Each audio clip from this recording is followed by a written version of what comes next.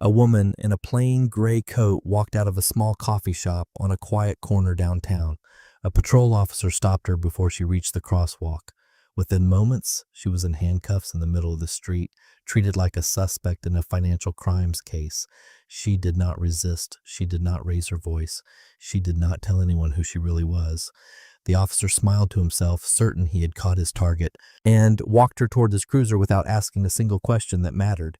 He had no idea he had just arrested a federal agent in the middle of a long-term undercover operation. Shortly after that, the entire police station was sealed. No one was allowed to leave the building. The morning had started like any other in the financial district. Gray lights spilling over glass towers and the smell of coffee drifting out of every open door. Delivery trucks idled at curbs. Office workers moved in loose streams toward revolving doors, cups in hand, eyes on their phones, none of them aware that anything unusual was unfolding around them. Agent Lena Whitaker moved through that crowd, the way she always did, on assignment, unhurried, unremarkable, invisible in the best possible sense. She wore no badge, no weapon in plain sight, nothing that would mark her as anything other than another woman walking to work. Underneath her collar, a small earpiece connected her to a surveillance van a few blocks away, where two junior agents watched a live feed of the street and logged every movement in careful shorthand. For many months, she had tracked a mid-level accountant named Gregory Ellis, a man who moved money for people who did not want their money seen moving. Ellis kept a predictable rhythm: coffee at the usual hour, a walk past the bank, a second coffee he never finished, left cooling on a ledge outside a newsstand while he checked his phone with a nervous, practiced glance over his shoulder.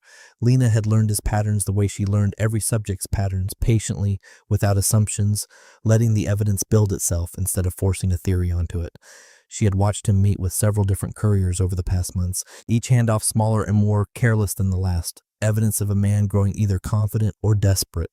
She had photographed each exchange from a distance, logged every timestamp with exact precision, and cross-referenced every face against a growing list of names. Her team had spent months assembling the case piece by piece. None of it was dramatic. Most of it looked to any casual observer like nothing at all. Two people passing on a sidewalk, a folder changing hands outside a parking garage, a conversation that lasted only briefly before both men walked away in opposite directions.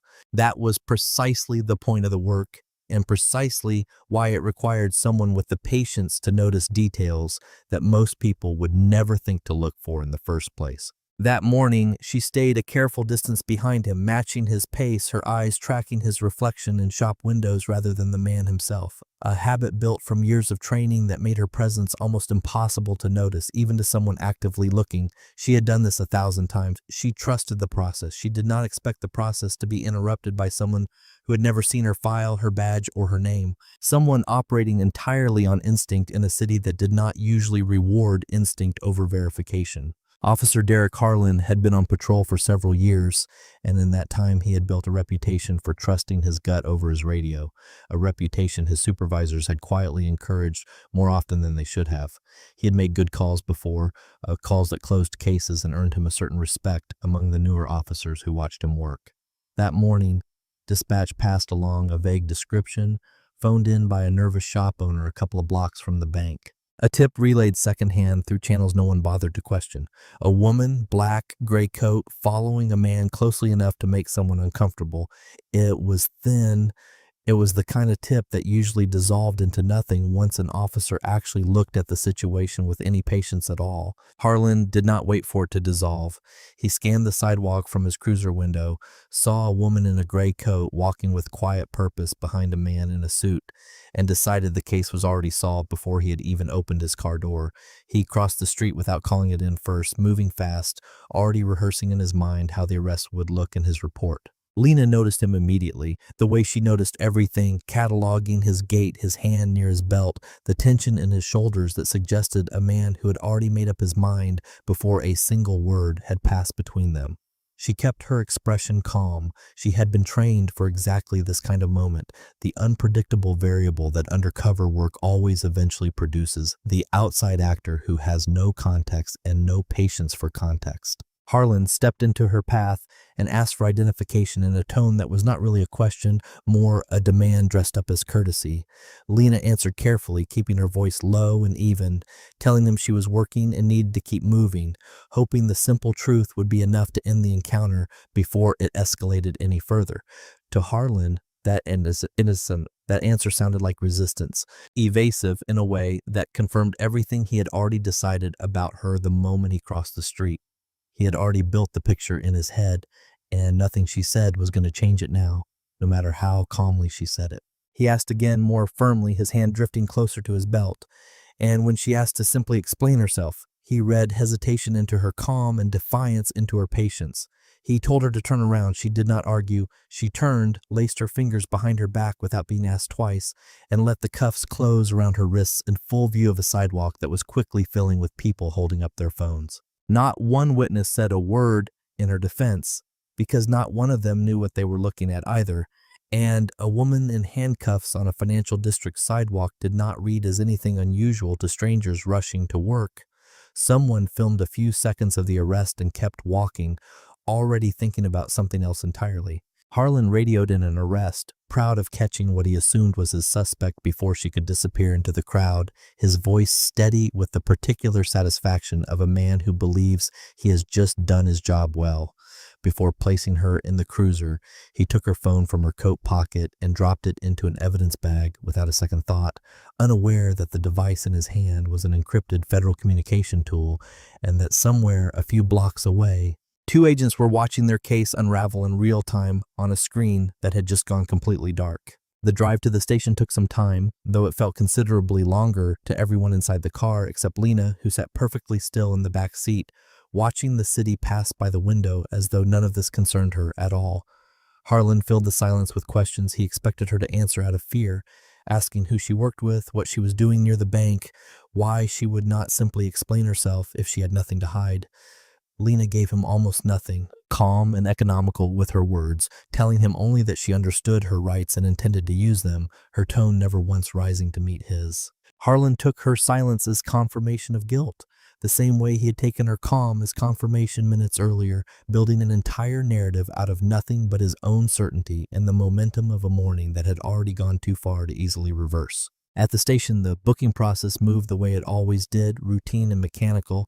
An officer at the front desk pressing Lena's fingers to a scanner without looking up from the paperwork stacked beside him. The screen blinked and returned nothing. He tried again, assuming a smudge or a glitch, wiping the glass with his sleeve before trying a third time. And again, the system produced no match at all. On the third attempt, the monitor displayed two words in blunt red letters: access denied. And the officer frowned at the machine rather than at the woman standing in front of him, more annoyed than curious.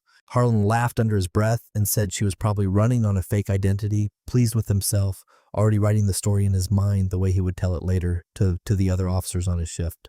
Lena said nothing, watching the screen with the quiet patience of someone who already knew exactly what that error message actually meant and exactly how much trouble it was about to cause for everyone else in that room. What none of them could see was the message already moving through a much larger system, an encrypted alert that had triggered the instant Lena's device went dark and her scheduled check-in call failed to arrive on time. It landed simultaneously in several regional field offices, flagged for immediate escalation, the kind of alert that pulls people out of meetings without explanation and sends them straight to a phone. In a windowless office across town, a phone began ringing before anyone had even finished reading the message on the screen, and within seconds, several people were reaching for it at once. Special Agent Julian Reed noticed the silence before anyone told him about it, the particular kind of silence that experienced investigators learned to fear more than noise. He had been running the operation from a converted floor of offices for many months, watching Lena's dot move steadily across a tracking map every single day without fail, a small green light that had become as familiar to him as his own reflection. That morning, the dot froze near the bank, then vanished entirely, along with every channel of communication that connected her to the team. His first instinct was not panic, because panic was not useful and he had trained himself out of it years ago, but a fast and total recalibration of every possibility in front of him. Devices failed sometimes, batteries died at inconvenient moments, but devices did not usually fail at the exact same moment. Radio contact and phone contact both went dark. And Julian knew that a coincidence the size of that one almost never existed in his line of work. He confirmed it within minutes, watching two junior agents scroll frantically through the last recorded footage from the surveillance van, footage that showed a patrol officer walking Lena Whitaker toward a marked police cruiser while a small crowd looked on and did nothing. Julian said only a few words out loud that the operation had been compromised, and the room around him shifted instantly into motion. A rapid response team was pulled together before he had even finished the sentence. Agents grabbing jackets and radios, phones dialing regional contacts in a sequence that had clearly been rehearsed long before this morning ever happened. The larger problem was not Lena's safety alone, though that mattered enormously to every person in that room.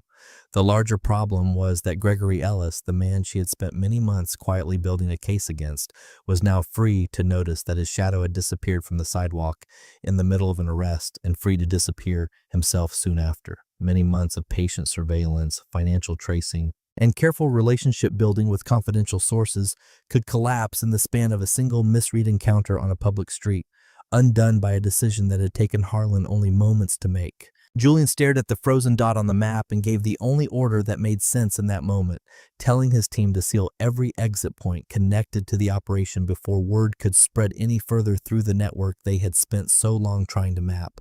Within a short time, a location ping from Lena's confiscated phone resolved to a fixed address, and every agent in the room went quiet when they saw it appear on the screen in front of them. It was not a warehouse. It was not an abandoned lot near the financial district, the kind of place their entire operation had been built around watching. It was the local police station sitting only a short distance from where Lena had been standing outside that coffee shop less than an hour earlier, close enough that several agents in the room had personally driven past it that same morning without a second thought. Inside a small interview room with gray walls and a single steel table, Harlan leaned forward and began the questioning the way he had begun 100 others before it, certain that pressure would eventually produce a confession if he simply applied enough of it.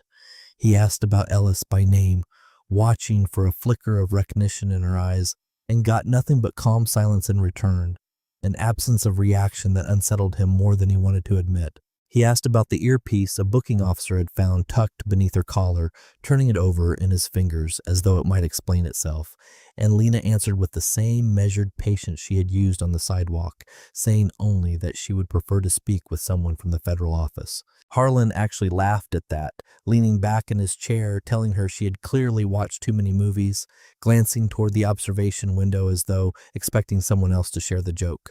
Sergeant Sophia Lang, watching through that same window, agreed without hesitation to keep her in custody a little longer, more interested in protecting her officer's judgment than in questioning it. A decision she would come to regret with a speed she could not have anticipated that morning. No one in that station ran her name through a federal database. No one called a single number outside their own building. The system that was supposed to catch a mistake like this one simply never got the chance because everyone involved was far more comfortable assuming Harlan was right than checking whether he might be wrong. Outside in the parking lot, nothing seemed unusual. For nearly an hour, officers coming and going, a delivery truck idling near the back entrance, the ordinary rhythm of a slow morning continuing without interruption.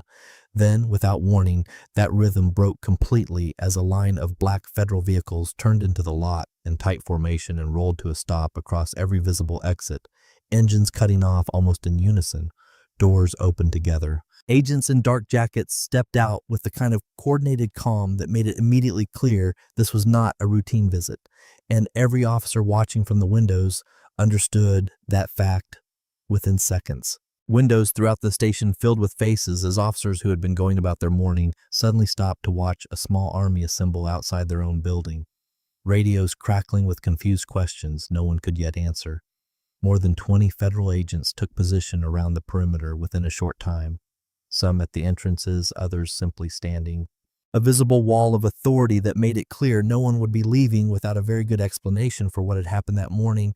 No one stepped inside immediately. No one inside was allowed to step out. Julian Reed walked toward the front doors, flanked by two senior agents. His expression unreadable, his pace unhurried in a way that somehow felt more intimidating than urgency would have.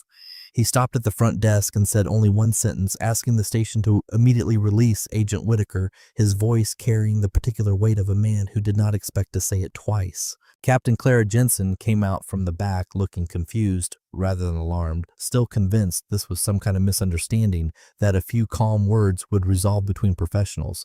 Harlan, still riding the high of his earlier certainty, actually smiled and asked whether they were seriously calling that woman an agent, the question coming out lighter than he intended. Julian did not raise his voice. He reached into his jacket, produced a federal badge, and set it on the front counter with a quiet, deliberate motion that somehow silenced the entire lobby faster than shouting ever could have managed. The temperature of the room changed instantly. Officers who had been leaning casually against walls, suddenly straightening, phones lowering, expressions shifting from amusement to something closer to dread as the reality of the morning began settling over them one person at a time. Captain Jensen was called down from her office within a short time. Still holding a coffee cup she had not had time to set down, her expression tightening the moment she saw the row of federal vehicles through the front windows.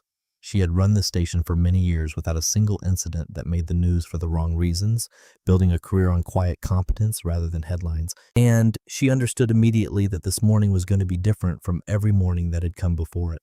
Julian met her gaze directly and delivered a warning that was not really a threat, simply a statement of fact, telling her that if Agent Whitaker was not safe, every single person inside that building would become part of a federal investigation. No exceptions and no negotiation. The words landed exactly the way he intended, transforming a room full of confident officers into a room full of very quiet ones within seconds. Julian did not raise his voice again because he did not need to, and he explained briefly and without embellishment exactly what Lena Whitaker had been doing for the past many months. While everyone in that building had gone about their ordinary routines, the room absorbed the information the way a person absorbs bad news. Slowly in pieces, resisting at first before finally accepting it in full. She was not simply chasing a mid-level accountant laundering money through shell accounts, though that alone would have justified the operation and the resources behind it. She was the lead investigator on something considerably larger, a case that had expanded month by month to include allegations of police officers accepting payoffs to look the other way, and at least one confirmed leak feeding information out of a federal investigation before it ever reached the people it was meant to catch. The moment Lena was arrested on that sidewalk, every person connected to that criminal network learned almost instantly that the operation targeting them was active and dangerously close. Julian turned to Harlan and asked a question that carried far more weight than its simple phrasing suggested, asking exactly who had given him that description of the suspect that morning. Harlan answered honestly because he had nothing left to hide behind and every excuse had already dried up in his mouth. And as he spoke, Julian watched something shift behind his eyes, a realization forming in real time that changed the shape of the entire conversation. The tip that sent Harlan onto that sidewalk had not come from a concerned citizen at all, despite how the call had been logged in the system. It had come from someone connected directly to the very network the FBI had spent many months trying to expose, someone who understood exactly how to make a vague description sound urgent enough to act on immediately. The pieces did not take long to fall into place once someone finally started looking for them with any real intent. It became clear with uncomfortable speed that someone inside that station had passed along information they should never have possessed in the first place, and that the leak was not incidental but deliberate, built with a specific outcome in mind. Julian asked Sergeant Lang directly why no one in the building had thought to verify Lena's claim through even the simplest available channel, and Lang had no good answer, only a shrug that suggested she had never once considered the possibility that Harlan could be wrong about anything at all. That single admission told Julian almost everything he needed to know about how the station operated day to day, a culture built on deference to instinct rather than verification of fact. He made a note of it quietly the way he made note of every detail that would eventually matter once the larger picture came together. Captain Jensen, standing nearby, said nothing in her sergeant's defense, and her silence spoke just as loudly as anything she might have said instead. Federal technicians moved through the station within the hour, methodically pulling hard drives from surveillance cameras, seizing desktop computers, and requesting radio logs going back several weeks without explanation to anyone who asked. They worked in near silence, the kind of silence that makes everyone around it acutely aware of how much noise their own guilt might be making even when they have done nothing wrong at all. What they found did not take long to surface once the right files were opened. A call had gone out from an internal station line less than 2 minutes after Harlan first radioed in Lena's arrest, placed to a number that led through several careful layers back toward people connected to Ellis's network.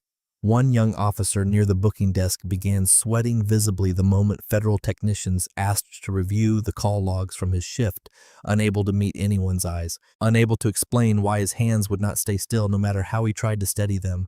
Harlan, watching all of this unfold around him, began to understand for the first time that he had not been the hero of this story at all, and the realization settled over him slowly, like cold water finding every gap in a coat. He had been a tool used precisely and deliberately by someone who understood exactly how a confident, impulsive officer would react to a vague description phoned in at just the right moment on just the right morning. He started replaying the morning in his mind, searching for the exact origin of that tip, and slowly a face began forming that he had not considered until now, a face that belonged to someone he had trusted without ever once questioning it. It had not come through the normal dispatch channel the way he initially assumed when the call first reached him. It had come through a direct call from a lieutenant 2 ranks above him, someone Harlan trusted completely, someone he had never once thought to question in several years of working alongside him. By the time federal agents went looking for that lieutenant to ask him a few simple questions, his desk was already empty, his personal belongings gone, his car missing from its usual space in the lot behind the station, as though he had simply stopped existing the moment his name entered the conversation. Agents combed through the lieutenant's office within the hour, and what they found only confirmed how long this had been building beneath the surface of an otherwise ordinary station. A locked drawer contained several envelopes of cash, none of it accounted for in any personal record, along with a burner phone whose call history had been carefully wiped except for a handful of numbers someone had forgotten to erase in a hurry. Julian stood in that office for a long moment looking at a wall covered in commendations and photographs of the lieutenant shaking hands with city officials over the years, and said nothing at all. There was nothing left to say that the evidence itself was not already saying far more clearly than any accusation could. An alert went out within the hour to every airport, train station, and highway checkpoint within a wide radius, though everyone involved understood that a head start of this size was difficult to overcome quickly. Julian did not allow himself to dwell on the missing lieutenant for long because there was still an entire network to account for, and every hour spent chasing one man was an hour the rest of that network could use to cover its own tracks. He redirected his team toward securing the remaining evidence before it could vanish the same way the lieutenant had, and the station, still sealed from the outside, offered little resistance to a search that by now felt inevitable to everyone still inside it. Harlan watched from a distance as agents carried box after box of files out through the front doors, each one labeled and logged before it ever left the building, and he understood, perhaps for the first time in his career, just how much evidence a slow and careless morning could put at risk. He thought of every arrest he had ever made with the same fast confidence he had used on that sidewalk, wondering now how many of them had actually deserved that confidence and how many had simply gotten lucky that his instincts happened to land on the right person. It was not a comfortable thought, and he did not try to make it comfortable. He simply sat with it the way Lena had sat with her handcuffs, quiet and unmoving while the consequences of the morning continued unfolding around him. Lena finally spoke at length once she was seated in a private room with Julian and 2 senior agents, the handcuffs long since removed, a cup of untouched coffee sitting in front of her on the table. She walked them through the entire arc of the investigation in careful, measured detail, the way she had rehearsed reporting it 100 times in her head during long nights of surveillance when sleep did not come easily. For many months, every time the operation edged close to solid prosecutable evidence, something would shift just enough to keep it out of reach. An account closing early, a meeting relocated at the last minute, a source suddenly going silent for no clear reason anyone could identify at the time. It had taken time to understand why that kept happening, but the pattern eventually became impossible to ignore once enough instances had accumulated to rule out simple bad luck. A small group of officers within that very station had been receiving payments from the criminal organization Lena had spent many months investigating. Protection dressed up as ordinary policing. Silence purchased one quiet transaction at a time over months that stretched back further than anyone in that room had initially suspected. Harlan sat outside the room during part of this conversation, listening through a half-open door he had not been told to close, and something in his chest went cold as the details accumulated one after another. He thought back to the sidewalk outside that coffee shop, to how simple it would have been to ask one more question, to wait for one more confirmation before reaching for his handcuffs that morning. He understood with a clarity that made him feel physically ill that a few additional minutes of patience that morning might have changed almost everything that followed, might have spared many months of careful work from nearly collapsing in a single impulsive moment on a public street. Later that same day, a recording surfaced among the seized files that changed the entire shape of the case in an instant, pulled from a wiretap that had been running quietly for weeks as part of the broader investigation. It was a phone conversation between the missing lieutenant and an unknown voice, recorded through channels Lena's team had already established long before that morning's arrest ever happened. In it, the lieutenant confirmed that a federal agent was actively working undercover somewhere inside the district and promised to identify her before she got too close to people who mattered to the organization paying him. The recording made it unmistakably clear that Lena's arrest that morning had not been an accident born of one officer's bad judgment alone. It had been engineered patiently by someone who understood exactly how easily a confident, impulsive man like Harlan could be pointed in the right direction with nothing more than a vague description and a well-timed phone call. The recording confirmed everything Julian and his team had already begun to suspect, and it did so with a level of detail that left no room for doubt or plausible denial from anyone connected to it. Within days, several officers connected to the station were formally arrested, their names appearing in a federal indictment that made no attempt to soften what they had done or why they had done it for as long as they had.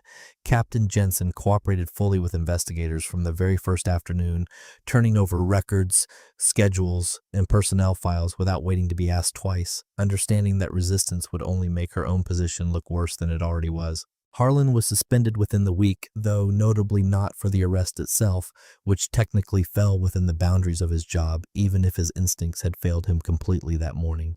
He was suspended for what came after, for refusing to verify basic information before escalating a stop into a full arrest, for ignoring the most fundamental procedures his training had drilled into him years earlier, and that he had simply chosen to set aside. It was a distinction that mattered enormously to the people reviewing his conduct, even if it felt like cold comfort to Harlan himself as he sat across from investigators trying to explain a decision he could no longer defend to anyone, least of all himself. He asked to see Lena before she left the building for the last time, and to her credit, she agreed without hesitation, meeting him in a quiet hallway near the back entrance where the noise of the rest of the station could not quite reach them.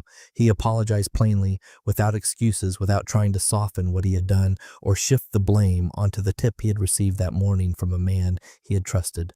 Lena listened until he finished, and then answered him with the same calm, unhurried tone she had used on the sidewalk hours earlier, telling him that the most dangerous thing in that entire morning had never been a pair of handcuffs. It was the certainty he carried before he ever knew the truth, the absolute confidence that left no room for a single question that might have changed everything that followed. Harlan had nothing to say to that. He simply nodded and let her walk away toward a car that was already waiting for her outside. In the days between the arrest and the public announcement, Julian reviewed every piece of the case one final time, checking each thread against the others to make certain nothing had been left loose enough to unravel later in a courtroom. He knew from long experience that a case built this carefully could still fall apart on a single overlooked detail, and he had no intention of letting many months of work collapse over something that careful review could have caught in advance. Lena reviewed the material alongside him, quiet and thorough as always, her notes filling the margins of nearly every page with small corrections and reminders that only someone who had lived inside the case for many months could have known to make. By the time they finished, the file was as complete as either of them had ever seen one, built to withstand exactly the kind of scrutiny it was about to face. A press conference was scheduled for the following week, federal officials standing at a podium in front of cameras to announce what had ultimately been uncovered inside that station over the course of many difficult months. Julian spoke first, describing an extensive money laundering network dismantled after many months of patient investigative work, careful surveillance, and one very determined agent who refused to let a single setback derail the larger case she had built almost entirely on her own patience. Behind him, several officials from the district attorney's office confirmed that multiple indictments had already been filed, naming officers, a lieutenant, and civilian associates connected to the broader criminal enterprise. Lena had spent so long quietly documenting one small piece at a time. None of the coverage focused on the morning she was arrested, though everyone in that room understood exactly how close that single incident had come to destroying everything the operation had worked toward for the better part of a year. Reporters asked a handful of pointed questions about the officers named in the indictment, and Julian answered each one carefully, declining to speculate beyond what the evidence already supported, unwilling to let the moment turn into theater when so much of the work behind it had depended on the opposite of theater entirely. A few cameras lingered afterward on the station itself, its windows catching the afternoon light as though nothing unusual had ever happened inside it. Though everyone who worked there now understood exactly how much had changed behind those same windows in the span of a single week. In the weeks that followed, Harlan entered a mandatory retraining program alongside several other officers whose judgment had been called into serious question during the investigation that followed his mistake. He did not simply complete the program and move on quietly, the way many in his position might have chosen to do once the immediate pressure had passed. Instead, he became the first officer at that station to formally propose a new verification protocol, one built specifically to prevent exactly the kind of mistake he had made that morning outside the coffee shop. The proposal called for layered identity checks before any arrest proceeded past its initial stage, along with specific safeguards designed to protect undercover federal operations from local interference that could unravel months of careful work in minutes.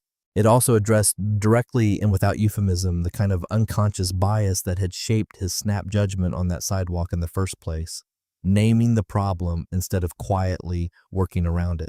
Lena declined every opportunity to be publicly recognized for how the case ultimately concluded, turning down interview requests and formal ceremonies with the same quiet consistency she had shown throughout the entire ordeal from the very first moment.